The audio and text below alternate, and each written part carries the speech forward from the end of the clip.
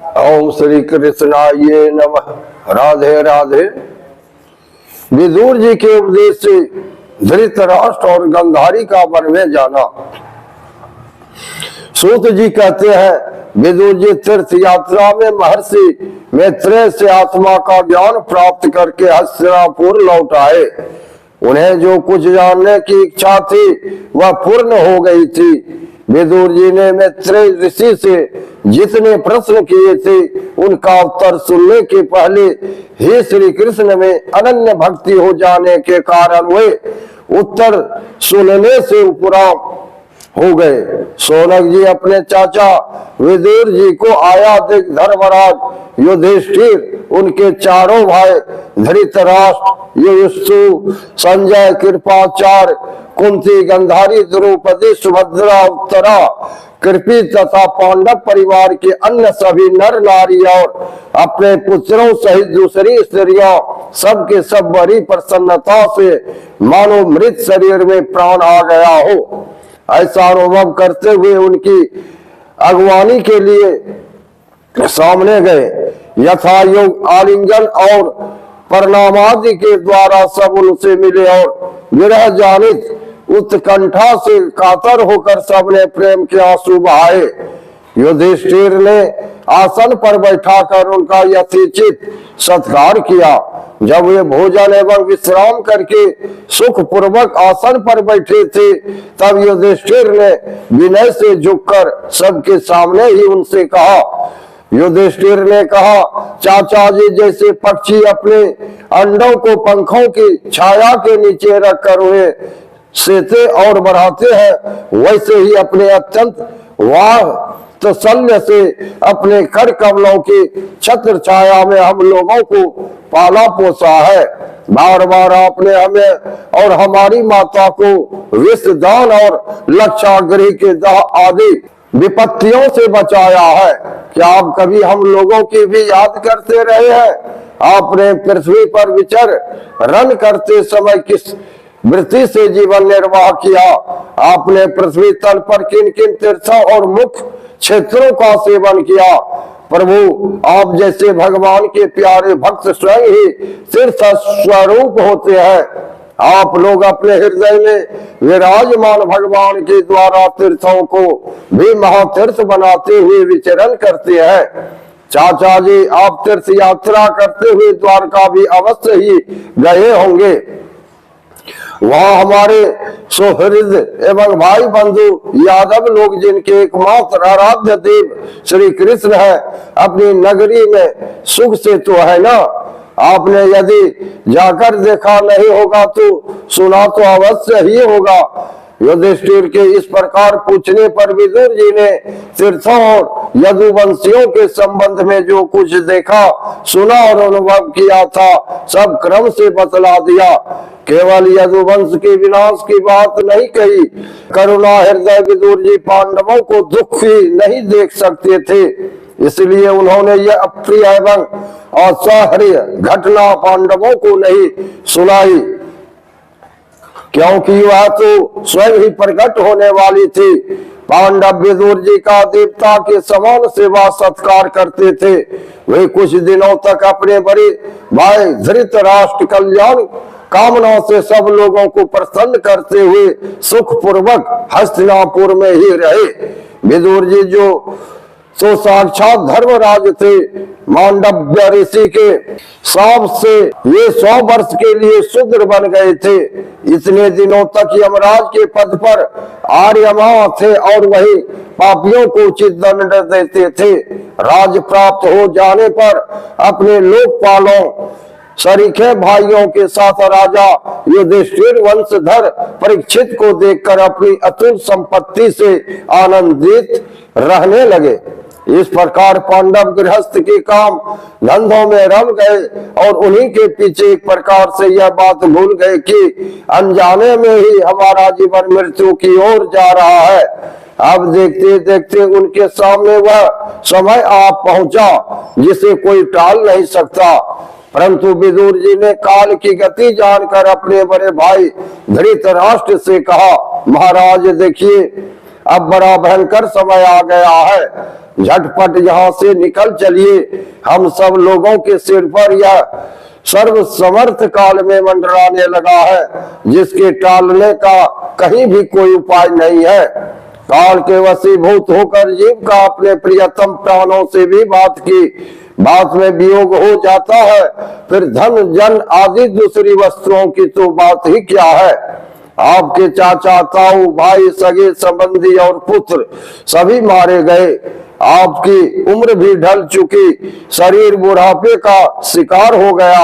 आप पराये घर में पड़े हुए हैं। ओह, इस प्राणी को जीवित रहने की कितनी प्रबल इच्छा होती है। इसी के कारण तो आप भीम का दिया हुआ टुकड़ा खाकर कुत्ते का सा जीवन बिता रहे हैं, जिनको आपने जलाने की चेष्टा की, विष देकर मार डालना चाहा। भरी सभा में जिनकी विवाहिता पत्नी को अपमानित किया, जिनकी भूमि और धन छीन लिए, उन्हीं के अन्न से पले हुए प्राणों को रखने में क्या गौरव है। आपकी आज्ञा की हद हो गई कि अब भी आप जीना चाहते हैं, परंतु आपके चाहने से क्या होगा। पुराने वस्त्र की तरह बुढ़ापे से गला हुआ आपका शरीर आपके नौ चाहने पर भी छीन हुआ जा रहा है। अब इस शरीर से आपका कोई स्वार्थ सधने वाला नहीं है। इसमें फंसिए मत, इसकी ममता का बंधन काट डालिए। जो संसार के संबंधियों से अलग रहकर उनके अनजाने में अपने शरीर का त्याग करता है, वही धीर कहा गया है।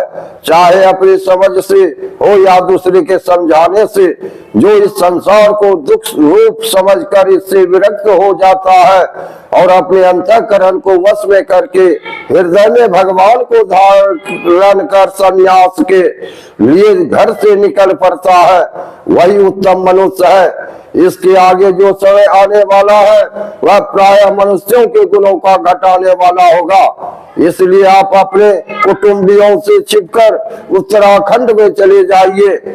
जब छोटे भाई विदुर ने अंधे राजा धृतराष्ट्र को इस प्रकार समझाया, तब उनकी प्रज्ञा के नेत्र खुल गए। वे भाई बंधुओं के सुदृढ़ सड़े पासों को काटकर अपने छोटे भाई विदुर के दिखलाए हुए मार्ग से निकल पड़े।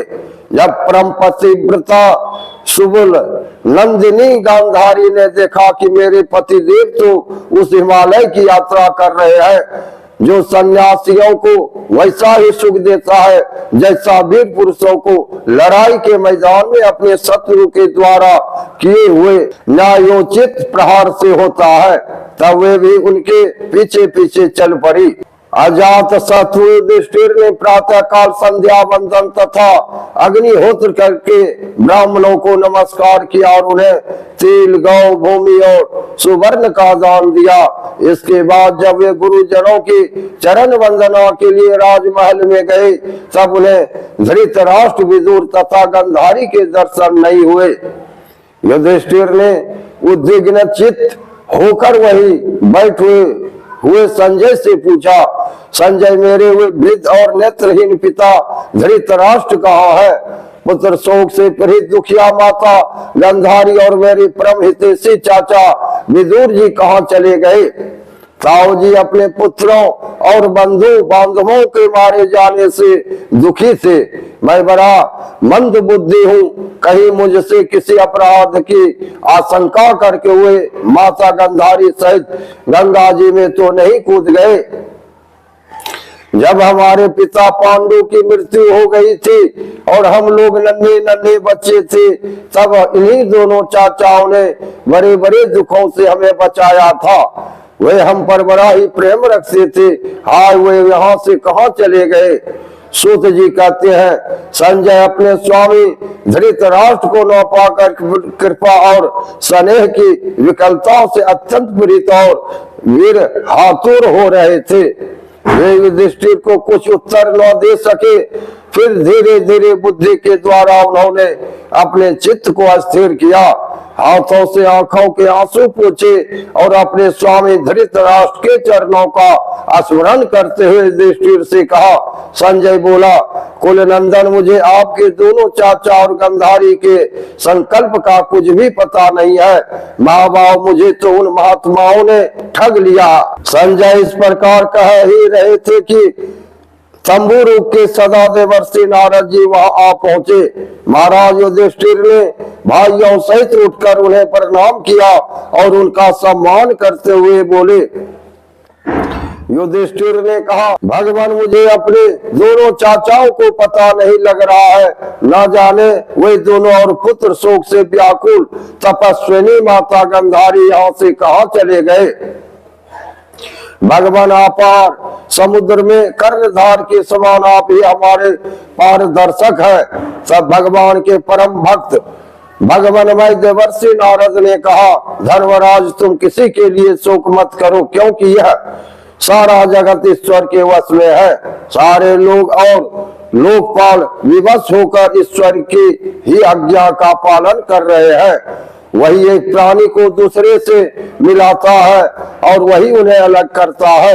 जैसे बैल बड़ी रस्सी में बंधे और छोटी रस्सी से नथे रहकर अपने स्वामी का भार ढोती है, उसी प्रकार मनुष्य भी वर्णाश्रम आदि अनेक प्रकार के नामों से वेद रूप रस्सी में बंधकर ईश्वर की ही आज्ञा का अनुसरण करते हैं। जैसे संसार में खिलाड़ी को इच्छा से ही खिलौनों का संयोग और वियोग होता है, वैसे ही भगवान की इच्छा से ही मनुष्यों का मिलन बिछड़ना होता है। तुम लोगों को जीव रूप से नित्य मानो या देह रूप से अनित्य अथवा जड़ रूप से अनित्य और चेतन रूप से नित्य अथवा शुद्ध ब्रह्म रूप में नित्य अनित्य कुछ भी न मानो। किसी भी अवस्था में मोहजन आसक्ति के अतिरिक्त वे सुख करने योग्य नहीं है। इसलिए धर्मराज, वे दीन दुखी चाचा चाची और सहाय अवस्था में मेरे बिना कैसे रहेंगे। इस अज्ञान जन मन की विकलता को छोड़ दो। यह 5 भौतिक शरीर काल कर्म और गुणों के वश में है। अजगर के मुंह में पड़े हुए पुरुष के समान यह पराधीन शरीर दूसरों की रक्षा ही क्या कर सकता है। हाथ वालों के बिना हाथ वाले, 4 पैर वाले पशुओं के बिना पैर वाले सिरनादी और उनमें भी बड़े जीवों के छोटे जीव आहार है। इस प्रकार एक जीव दूसरे जीव के जीवन का कारण हो रहा है। इन समस्त रूपों में जीवों के बाहर और भीतर वही एक प्रकाश भगवान जो संपूर्ण आत्माओं की आत्मा है, माया के द्वारा अनेकों प्रकार से प्रकट हो रहे हैं। तुम केवल उन्हीं को देखो। महाराज, समस्त प्राणियों को जीवन दान देने वाले वे ही भगवान इस समय इस पृथ्वी तल पर देवद्रोहियों का नाश करने के लिए काल रूप से अवतीर्ण हुए हैं। अब वे देवताओं का कार्य पूरा कर चुके हैं। थोड़ा सा काम और शेष है, उसी के लिए वे रुके हुए हैं। जब तक वे प्रभु यहाँ है, तब तक तुम लोग भी उनकी प्रतीक्षा करते रहो। धर्मराज, हिमालय के दक्षिण भाग में जहाँ सप्तर्षियों की प्रसन्नता के लिए गंगा जी ने अलग अलग 7 धाराओं के रूप में अपने को 7 भागों में विभक्त कर दिया है, जिसे सप्त स्त्रोत कहते हैं, वह ऋषियों के आश्रम पर धृतराष्ट्र अपनी पत्नी गांधारी और विदुर के साथ गए। वहाँ वे श्रीकाल स्नान और विधि पूर्वक अग्निहोत्र करते हैं। अब उनके चित्त में किसी प्रकार की कामना नहीं है। वे केवल जल पीकर शांत चित्त से निवास करते हैं। आसन जीत कर प्राणों को वश में करके उन्होंने अपने 6 इंद्रियों को विषयों से लौटा दिया है। भगवान की धारणा से उनके तमो गुण, रजोगुण और सत्य गुण के मल नष्ट हो चुके हैं। उन्होंने अहंकार को बुद्धि के साथ जोड़कर और उसे क्षेत्रज्ञ आत्मा में लीन करके उसे भी महाकाश में घटा काश के समान सर्वाधिष्ठान ब्रह्म में एक कर दिया है। उन्होंने अपनी समस्त इंद्रियों और मन को रोककर समस्त विषयों को बाहर से ही लौटा दिया है और माया के गुणों से होने वाले परिणामों को सर्वथा मिटा दिया है। समस्त कर्मों का संन्यास करके वे इस समय ढूंढ की तरह अस्थिर होकर बैठे हुए हैं। अतः तुम उनके मार्ग में विघ्न रूप मत बनना। धर्मराज, आज से 5वें दिन वे अपने शरीर का परित्याग कर देंगे और वह जलकर भस्म हो जाएगा। गार्हपत्यादि अग्नियों के द्वारा पर्णकुटी के साथ अपने पति के मृत देह को जलते देखकर बाहर खड़ी हुई स्वाध्वी गंधारी भी पति का अनुगमन करती हुई उसी आग में प्रवेश कर जाएंगे। धर्मराज विदुर जी अपने भाइयों का आश्चर्यमय मोक्ष देखकर हर्षित और वियोग देखकर दुखित होते हुए वहां से तीर्थ सेवन के लिए चले जाएंगे।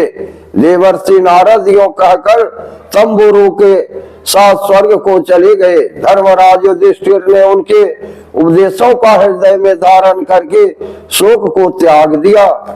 राधे राधे, कृष्णा कृष्णा। सब्सक्राइब करिए, बेल आइकन का बटन दबाइए। जय श्री कृष्णा।